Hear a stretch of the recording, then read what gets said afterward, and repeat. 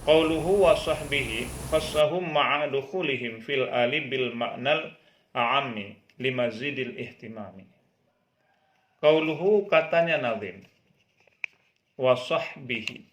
Nazim Syekh Ibrahim Al-Lakani wa sahbihi katanya. Ini sambungan daripada bait wa alihi. Sebelumnya Muhammadil Aqib li rusli rabbihi wa alihi wa sahbihi wa hizbihi.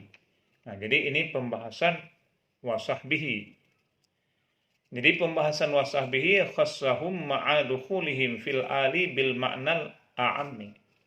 Mengkhusus ia musannif akan mereka itu sahbihi, sahabat, ma'a dukhulihim, beserta masuk mereka itu sahabat fil al, dalam al, bil makna dengan makna umum, dengan makna kullun mu'minin. Jadi secara umum sahabat itu masuk ke dalam al, limazidil ihtimami, karena untuk menambah perhatian bihim terhadap mereka itu sahabat. Itu tujuan dimasuknya sahabat di dalam al. Karena wasahbihi itu dan alihi itu am, sedangkan sahbihi itu khas. Maka boleh kita katakan min atfil khas al-am.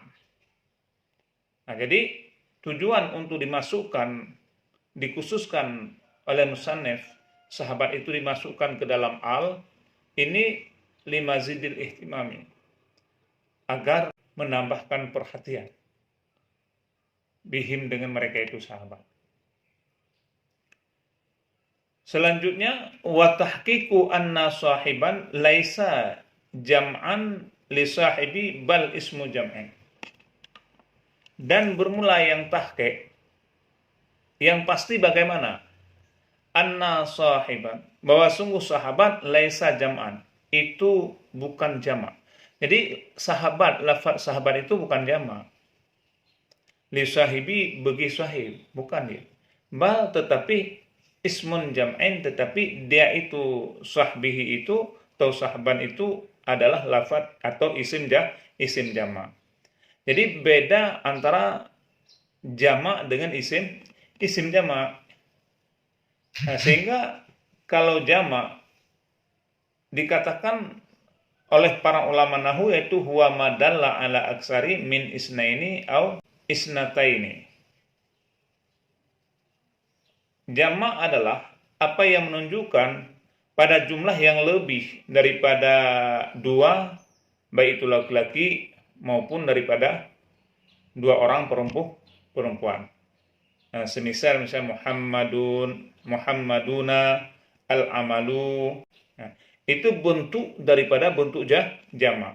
Jadi secara pasti sahibi atau sahban di sini itu bukan jamak bagi sahibi, tetapi isim jamak. Sehingga kalau kita lihat isim jamak, dia itu adalah yang tidak ada bentuk mufradnya. Tidak ada lafaz mufrad untuk kata-kata tersebut daripada lafaznya sendiri. Akan tetapi terdapat daripada lafaz lain yang menunjukkan lebih daripada satu jenis tertentu. Itu namanya isim jamak. Dan dibolehkan menjamak lafaz tersebut. Jadi bentuk jamak semisal daripada kaumun lah aqwamun. Bentuk jamak daripada a'ilatun misalnya adalah a'ilatun. Nah, jadi ada perbedaan. Ada perbedaan di antara isim jamak dengan jamak. Sehingga di sini sahiban ini bukan jamak bagi sahibi, tetapi isim jamak. Nah, jadi kalau isim jamak wa in kana lahu wahidun min lafzihi, dan meskipun adalah baginya sahib itu mufrad min lafzihi daripada lafadznya sahib. Meskipun dia itu ada lafaz mufradnya. Lafadznya tersendiri, akan tetapi terdapat daripada lafaz yang lain yang menunjukkan lebih daripada satu jenis tertentu. Itu namanya isim jamak. Dan wahwa dan bermula dianya sahabat lawatan pada lawat man talat usratuka bihi. itu orang siman yang panjanglah bergaul engkau bihi dengannya dengan nyaman. Itu namanya sahabat secara logawi. Orang yang sudah panjang, artinya lama bergaul dengan orang tersebut, itu dinamai dengan sahabat. Wal muradu bihi huna, dan maksud dengannya sahabat huna di sini, sahabi itu sahabat, wahwa dan meladiannya sahabat, manistama, siman orang yang berhimpun iaman binabina dengan Nabi kita SAW, mu'minan hal keadaan orang itu orang yang beriman bihi dengannya Nabi, ba'dal bi'sati fi mahalli ta'arufi, sesudah bangkit pada tempat ta'aruf, pada tempat yang boleh berkenalan. Sehingga yang dinamai sahabat di sini maksudnya adalah sahabat Nabi. Jadi sahabat Nabi orang-orang yang berkumpul dengan Nabi, orang itu adalah orang yang beriman. Sudah berkumpul Nabi tapi dia sudah beriman. Berimannya sesudah biasa, sesudah kebangkitan Rasulullah pada tempat ta'aruf, pada tempat yang layak untuk jadi pertemuan.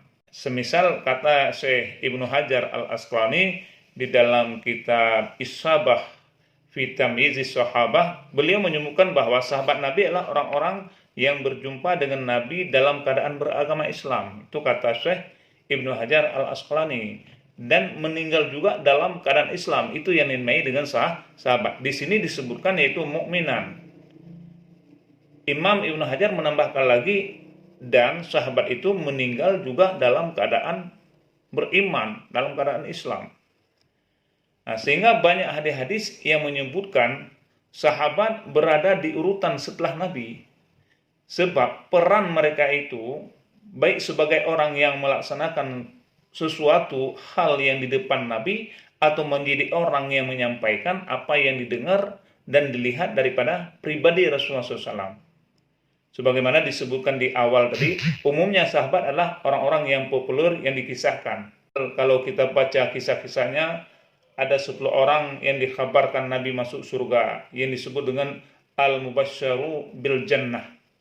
Selain itu, sosok sahabat juga diketahui daripada penyebutan dalam hadis, seperti kaum yang bernama yang bersama Nabi saat perang Badar, seperti Abdullah bin Ummi Maktum, Uqaisyah, Diman bin Sa'labah, Ka'ab bin Malik, dan banyak lagi sahabat-sahabat yang hidup bersama Rasulullah. Ya, jadi sebahagian ulama menambahkan kriteria lebih detail untuk menggolongkan peran dan posisi sahabat. Ada yang menyebutkan bahwa sahabat Nabi yang lebih utama adalah orang-orang yang dalam waktu lama bergaul bersama Rasulullah SAW atau pernah berperang bersama beliau. Nah, maka dalam hal ini keterangan sahabat tentang sejawatnya atau pengakuan pernah berjumpa Nabi semasa hidupnya, itu menjadi cara kita mengetahui sosok sahabat yang bisa ditelaah dalam kitab biografi perawi para hadis-hadis. Nah, mengetahui bahwa pengertian sahabat adalah orang-orang yang pernah berjumpa dengan Nabi dan beriman, tentu jumlahnya sangat banyak sekali. Tidak terbatas pada sosok yang populer sebagaimana yang kita sebutkan nama yang tadi itu. Beberapa ulama hadis juga seperti Abu Zurrah Ar-Razi, beliau mengemukakan bahwa jumlah sahabat tak kurang daripada 100.000 orang. Jumlah ini tentu dengan mempertimbangkan luasnya perjalanan Nabi kita Shallallahu Alaihi Wasallam dan interaksi beliau dengan masyarakat di berbagai daerah, sehingga dapat menyumpai banyaknya sahabat. Nah, maka dengan demikian pengertian sahabat menurut kalangan ahli hadis, dan tentu berkat peran dan keteguhan hati dalam mendakwahkan dan memperjuangkan ajaran Islam, mereka menjadi wasilah kita di masa sekarang ini kepada mencontohi teladan Rasulullah Sallallahu Alaihi Wasallam. Itu sekilas daripada pandangan Syekh Ibnu Hajar Al-Asqalani tentang yang dikatakan dengan sahabat. Jadi taswir surah fi mahalli ta'aruf bi an yakuna ala wajhil ardi, dengan bahwa ada ia sahabat atas wajah bumi. Jadi perjumpaan sahabat dengan Nabi itu di permukaan, di bumi ini, bukan nantinya di akhirat. Sehingga di akhirat tidak dijadikan sebagai sosok sahabat kita ini. Umat boleh kita katakan.